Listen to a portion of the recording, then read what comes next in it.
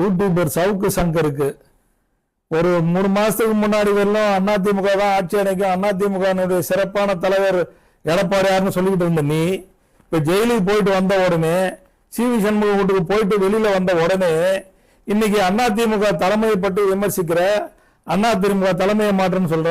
அதிமுக தலைமையை பற்றி பேசுறதுக்கு நீ யாரா? உனக்கு என்ன தகுதி இருக்குது? இது அதிமுக கட்சி, இது நீ யாரு? நீ கூலிக்கு மாரடிக்கிறவன், நீ காசு வாங்கி மாலை அடிக்குவான். ஏற்கனவே அதிமுக பத்தி பேசும்போது கூட அதிமுக 2-3 பேர்ட்ட பணத்தை வாங்கின அவங்கள உயர்த்தி பேசிக்கிட்டு இருந்தவன் நீ இன்னைக்கு அதிமுக பத்தி பேசுற.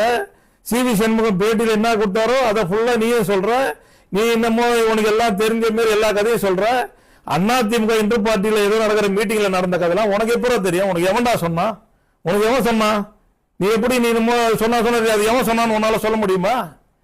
நீ பணத்தை வாங்கி கொண்டு நீ இன்னைக்கு அதிமுக வரலாறு தெரியாம அதிமுக நாங்க போய் தாவேக்காவுக்கு முட்டு கொடுத்துட்டு தாவேக்காவுடைய மந்திரிகளுக்கு எல்லாம் பின்னாடி போய் உட்காந்துன்னு நாங்க அவங்க சொல்ற பேச்செல்லாம் கேட்டு பெஞ்ச தட்டி இருக்கணும்னு நினைக்கிறியா? அதிமுக எவ்வளவு காலம் உள்ள கட்சி, எவ்வளவு 30 ஆண்டு காலத்துக்கு மேல ஆட்சி செஞ்ச கட்சி. நாங்க போய் நேற்று ஆட்சிக்கு வந்த ஒருத்தன் பின்னாடி உட்காந்துன்னு ஆதரவு கொடுத்துட்டு அவங்களுக்கு பெஞ்ச தட்டி இருக்கணும் நீ எங்களுக்கு சொல்ற.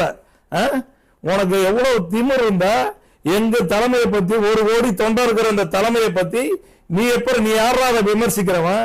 நீ அரசியல் விமர்சகரா இருந்தா அதுக்கெல்லாம் ஒரு எல்லை இருக்குது. நீ எல்லை மீறி பேசுற.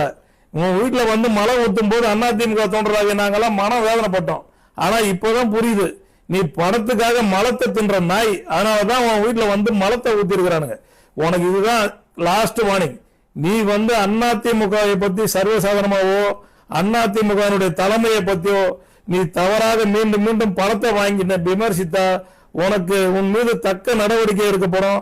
அதிமுக தொண்டர்களும் சும்மா இருக்க மாட்டார்கள்.